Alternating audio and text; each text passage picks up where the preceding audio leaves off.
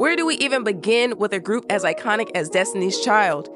The 8th best-selling girl group of all time has cemented their legacy as R&B royalty, not just by the numbers, but overcoming obstacles today's girlies could never.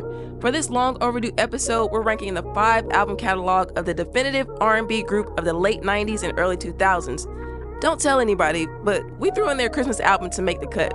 One guess where it's gonna be. This episode will have some people saying no, no, no, no, no, and some saying yeah. But either way, we're keeping it 100 to keep real music alive.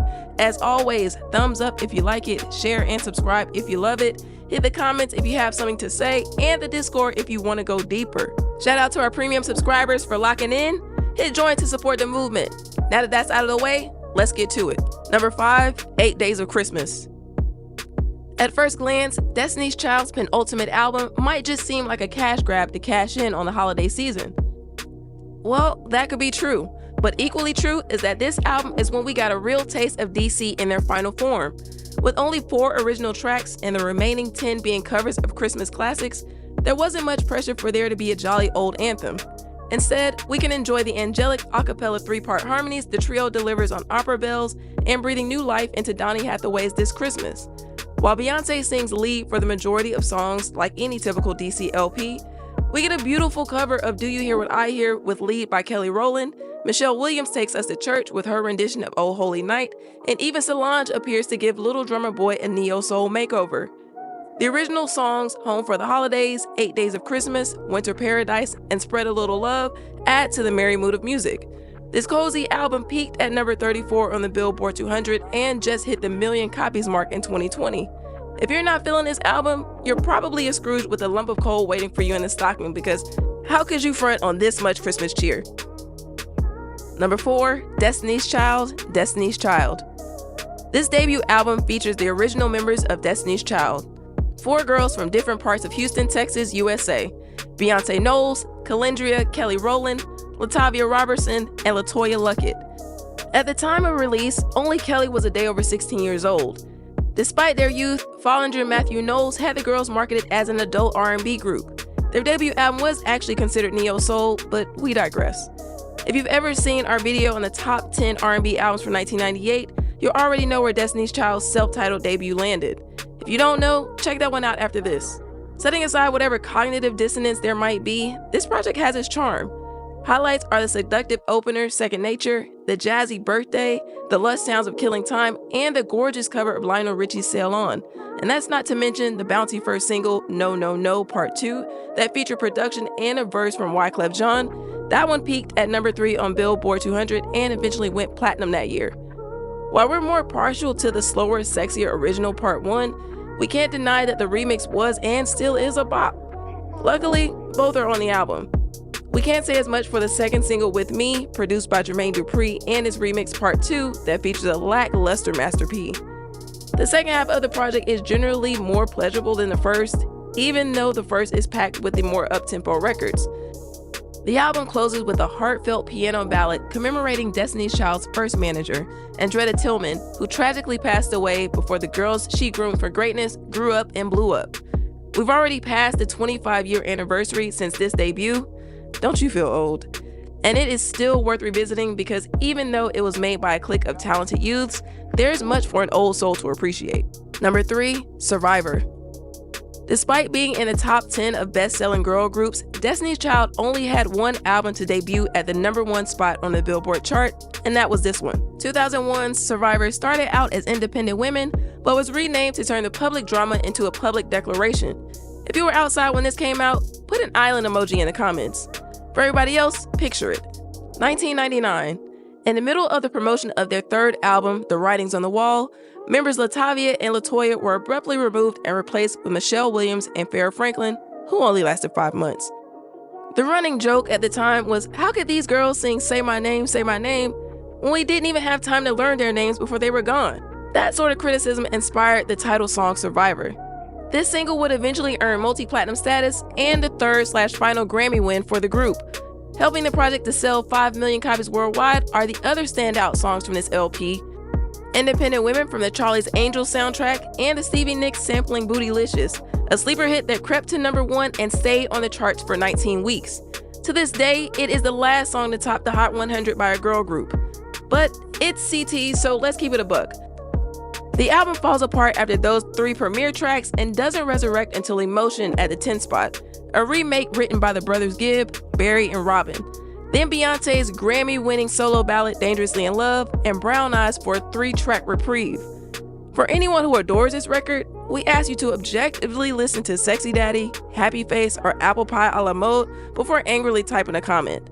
You know I'm not gonna dish you on the internet, cause my mama taught me better than that. Before we get into the top 2 albums on this list, we want to let you know what the Children of Destiny have been up to with a little Where Are They Now? The group permanently went on hiatus in 2006, but each member from the quartet and trio iteration of the group has managed to maintain some degree of celebrity, so here we go. LaToya Luckett. After leaving Destiny's Child, LaToya Luckett and her former bandmate LaTavia Robertson formed their own group called Angel. They teamed up with Linda Casey, the mother of Jagged Edge twins Brandon and Brian Casey, who helped them recruit new members.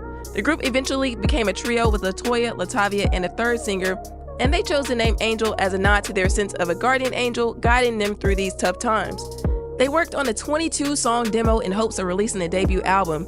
Despite initial excitement, Angel faced its own challenges, and the group ultimately disbanded. LaToya then pursued a solo career, going on to achieve success as a solo R&B artist. She released her self-titled debut album in 2006, which included the hit single Torn and reached #1 on the Billboard 200. Her solo career established her as a respected artist in her own right, and she later expanded into acting, appearing in films and television series. LaTavia Robertson. After LaTavia Robertson's departure from Destiny's Child, she faced significant personal and professional challenges. Though there was the public controversy surrounding her exit, LaTavia emphasized that the real issue lay in management. Attempting to build a solo career, LaTavia worked with high-profile producers like Scott Storch, yet her music did not materialize into a debut album. She later opened up about the emotional weight of her experience, revealing she had battled depression and alcohol addiction as she tried to move on from her Destiny's Child years. She appeared on shows like R&B Divas Atlanta and Boulevard of Broken Dreams, where she shared her journey and struggles openly. LaTavia also pursued business ventures in beauty and sports management, and eventually turned to writing, working on her autobiography, I Am LaTavia, and a docuseries about her life. In 2013, she welcomed her first child, but tragedy struck a few years later when she suffered the loss of her 2nd child due to complications in pregnancy. Despite the setbacks, she continued to share her story, aiming to empower others and demonstrate resilience. Through the years, LaTavia reconciled with former group mates Beyonce and Kelly Rowland, sharing mutual respect and warmth during occasional reunions.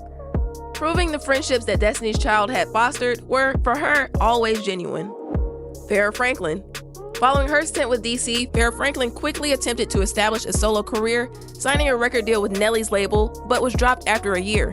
She engaged in modeling for various urban magazines and made appearances in music videos, but struggled to find consistent success in the music industry. Over the years, Farrah faced legal troubles, including multiple arrests for disorderly conduct and public intoxication. In the 2010s, she tried to revive her music career and appeared on reality TV shows, but found it challenging to maintain stability. Unlike her former bandmates, who also happened to achieve significant success, Farrah has remained vocal about her frustrations and feelings of bitterness regarding her experience with Destiny's Child. Michelle Williams. When Destiny's Child disbanded, Michelle Williams pursued a solo career in music, releasing several albums and finding success with projects like Heart to Yours and Do You Know. She also ventured into musical theater, earning acclaim for her performances in productions such as Aida, Chicago, and Fela on Broadway. In addition to her musical endeavors, Michelle appeared on reality television, notably competing in the UK series Celebrity Big Brother in 2018. She has been open about her struggles with mental health and uses her platform to advocate for mental health awareness. Michelle Williams released a memoir in 2022 titled Checking In: How Getting Real About Depression Saved My Life and Can Save Yours. Kelly Rowland. When the group called it quits in 2006, Kelly Rowland kept working, releasing her 2nd studio album, Miss Kelly, in 2007, which featured hits like This and Work. She later released her critically acclaimed album Here I Am in 2011. In addition to her music career, Rowland ventured into acting, appearing in films such as Freddy vs. Jason, Tyler Perry's Mea Culpa, and taking on roles in television series including American Dreams and Empire. She also served as a coach on the Australian version of The Voice and was a judge on the X Factor USA. In 2014, she married her longtime manager Tim Weatherspoon, and they have 2 sons together. Beyoncé. We're not so sure what she's been up to since Destiny's Child went their separate ways, but last we heard she's doing country music. Go figure. She sure was fond of those cowboy hats back in the Gap. Can't take the Texas out of the gal, I guess. Number 2, Destiny Fulfilled. After the success of Survivor, each member of DC3 went solo like the Wu-Tang Clan. Michelle Williams dropped first when she released the highest-selling gospel album of 2002, Heart to Yours, in April. Kelly Rowland followed in October that year with Simply Deep, a gold-selling R&B record propelled by her appearance on Nelly's smash hit Dilemma. Beyoncé came last with Dangerously in Love, her little-known 2003 debut that might have slipped under your radar. Have you heard of it? That song Crazy in Love is bananas. This working hiatus the women took ended the summer of 2004 when they reunited to record their 5th and final album, Destiny Fulfilled. On this project, each member feels equally yoked. Michelle became the queen of bridges with her classic performance on Cater to You and many more songs here. Kelly Rowland banged on her lead on Bad Habit and others. Of course, Beyoncé leads the charge, but would Through With Love be the same without Michelle and Kelly's input? We think not.